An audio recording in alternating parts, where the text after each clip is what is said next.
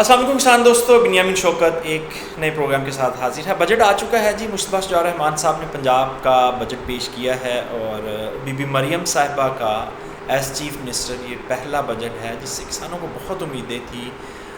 گندم کی صورتحال جو تھی اس کے بعد بارہا حکومت یہ کہہ چکی تھی کہ ہم کسانوں کے لیے بجٹ میں بہت ریلیف لے کے آ رہے ہیں، کسان گندم کی قیمت کو بھول جائیں گے، اتنا بڑا ریلیف دیں گے ہم۔ تو یہ ایک امید تھی جو کسانوں کو دلائی گئی تھی اس وقت سے، جب سے یہ گندم کا ایشو چل رہا تھا۔ آپ سب دوست جانتے ہیں کہ کسان امید لگائے بیٹھے تھے 4000 کی، اور پھر اس کے بعد جو گندم مارکیٹ میں بک رہی ہے اس وقت وہ 3000 سے کم میں بک رہی ہے، جبکہ کسانوں کی جو پیداواری لاگت ہے فی ایکڑ وہ بھی اس سے زیادہ ہے۔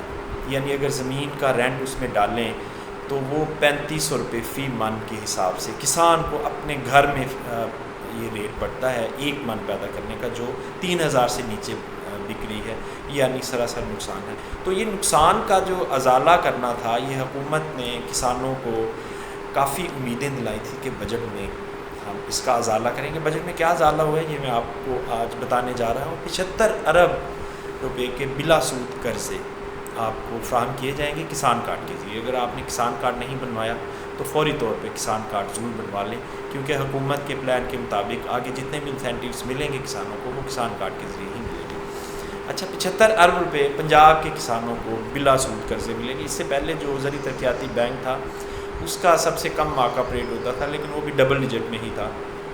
تو اس دفعہ جو 75 بلین روپیز کا پیکج دیا گیا ہے بلا سود قرضوں کا، انٹرسٹ فری لون کا، یہ اب لیٹ سی کسان اس سے کتنا مستفید ہوتے ہیں، کسان یہ قرضہ کس طرح لیتے ہیں اور اس سے کیا فائدہ ہوتا ہے، یہ وقت ہی بتائے گا۔ کسان بھائی یہ تھی سٹوری 75 ارب روپے کی، ہم نے آپ کو بتا دیا، کیلکولیشنز آپ کو کر کے بتا دی۔ یہ اگر سارے کسان اپلائی کر دیتے ہیں پنجاب بھر کے تو یہ جو رقم ہے یہ 1000 روپے سے بھی کم بنتی ہے فی ایکڑ۔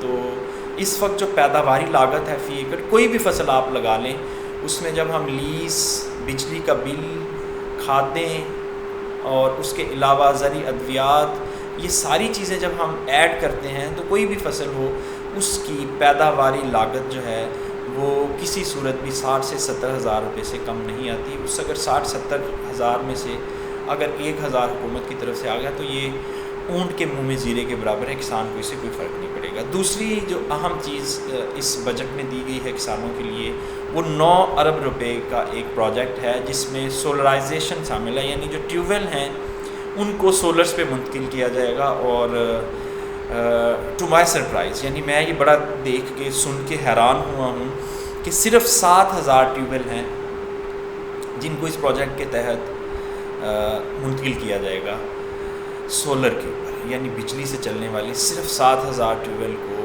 ہم سولر پہ منتقل کریں گے۔ جب میں آپ کو دوبارہ بتا دوں کہ ہمارے ہاں لاکھوں ٹیوب ویلز ہیں جو پنجاب میں چل رہے ہیں اور سب کو بل آتا ہے، اور اس وقت جو بجلی کا بل ہے وہ تمام کسانوں کی پہنچ سے باہر ہو چکا ہے۔ یعنی بہت سارے فارمرز میں نے خود دیکھے ہیں، ہم سارا دن فارمرز میں رہتے ہیں، انہوں نے ٹیوب ویل بند کر دیے ہیں اور اپنا جو رقبہ ہے اس کو کاشت کرنا چھوڑ دیا ہے اور اس کو برانی پہ لے گئے ہیں، یا نہر کا پانی جتنا ہے اتنا رقبہ کاشت کرنا شروع کر دیا ہے، باقی رقبہ جو ہے وہ خالی چھوڑ دیا ہے صرف بجلی کے بل کی وجہ سے۔ یہ اتنی ہیوی کسان کے لیے ایک ٹینشن ہے، تو اس کا مطلب ہے اس کا تو لارج سکیل پہ سلوشن ہونا چاہیے۔ تو بہرحال پنجاب بھر کے صرف 7000 خوش قسمت کسان ہیں جن کو یہ سولر والے ٹیوب ویل ملیں گے۔ ان کے جو الیکٹرک موٹر جس کی لگی ہوگی اس کو ایک سرٹن اماؤنٹ گورنمنٹ پے کرے گی اور اس کو یہ کنورٹ کر دیں گے سولر پہ۔ اب یہ 7000 لوگ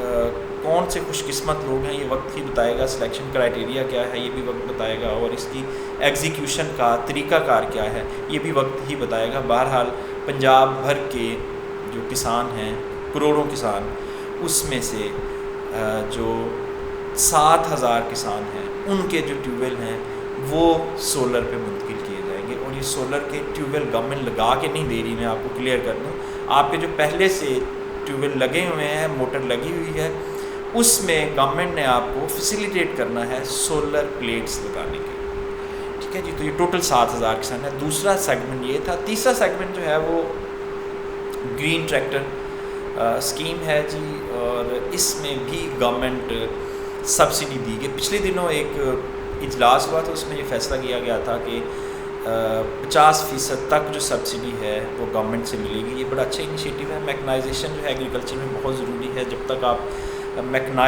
مکینیکل فارمنگ میں نہیں جائیں گے، جب تک آپ انسانوں کا کام مشینوں سے نہیں لیں گے، جب تک آپ جو اسپیڈ اپ طریقے ہیں کام کے ان کو نہیں اڈاپٹ کریں گے، تب تک آپ کی زراعت ترقی نہیں کر سکتی. تو میکنائزیشن میں جو بیسک ٹول ہے وہ ٹریکٹر کو ہی سمجھا جاتا ہے.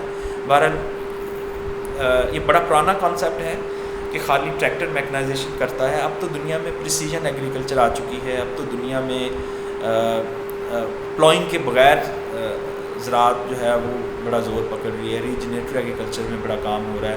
اس کے علاوہ اب جو دنیا میں ٹرینڈ چل رہا ہے وہ پریسیجن ایگریکلچر کا ہے. تو پریسیجن ایگریکلچر میں ٹریکٹر ایک ٹول تو ہو سکتا ہے لیکن فل میکنائزیشن نہیں ہے.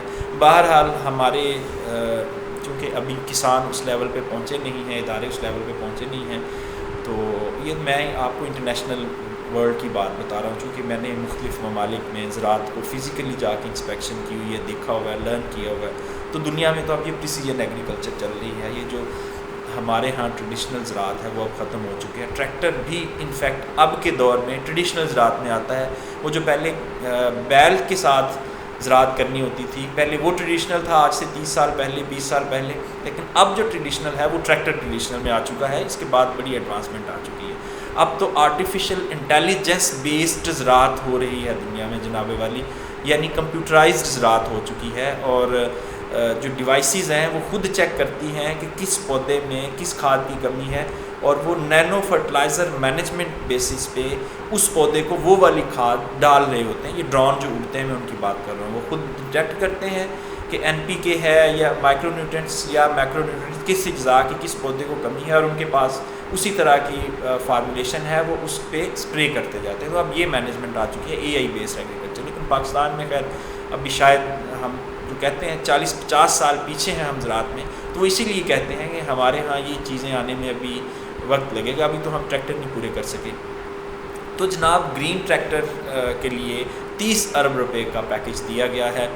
اب اس کی ایگزیکیوشن کیسے ہوتی ہے وہ بھی ابھی اس کے TOR سیٹ ہونے ہیں. بہرحال ٹریکٹر کے اوپر اپ ٹو 50% جو ہے سبسڈی حکومت کی طرف سے دی جا رہی ہے. تو کسان میں جو 3 میجر کمپوننٹ تھے ایگریکلچر کے حوالے سے بجٹ میں، وہ ہم نے آپ کو بتائے. اس کے علاوہ کوئی ایسی میجر چیز ہے نہیں، چھوٹی چھوٹی چیزیں ہیں. بیج کے اوپر سبسڈی، کھادوں کے اوپر سبسڈی. کھادوں کے اوپر وہی پیتھیٹک طریقہ ہے سبسڈی کا جو آپ دوست جانتے ہیں، وہ کارڈ والا، اور اسکریچ کریں اور نمبر بھیجیں، جو کبھی بھی اب تقریباً 1.5 سال ہو گیا وہ DAP کے اوپر لوگوں کو وہ نہیں مل رہے پیسے. بہرحال نامنل پرائسز جو رکھی گئی ہیں وہ کھاد بیج کے اوپر سبسڈی کی ہیں. اس طرح کی اور نہیں ہیں، لیکن جو میجر چیزیں تھیں ہم نے آپ کو بتا دیں، اور آپ فیصلہ کر سکتے ہیں کہ آپ کی فیور میں کتنا ہے یہ بجٹ. جو آپ کو ایک دلاسا دیا گیا تھا گندم کی قیمت کے حوالے سے کہ گندم کی جو قیمت ہے وہ کم ہے، گورنمنٹ اس بات کو بارہا تسلیم کر چکی ہے کہ یہ کم ہے. بلال یاسین صاحب اناؤنس جب کر رہے تھے جن دنوں یہ سارا سنیریو گندم کے حوالے سے، تو انہوں نے ایڈمٹ کیا تھا کہ مارکیٹ میں پرائس کم ہے گندم کی، لیکن ہم کمپنسیٹ کریں گے. اب جو کمپنسیشن ہے وہ آپ کے سامنے ہے. اجازت دیجیے.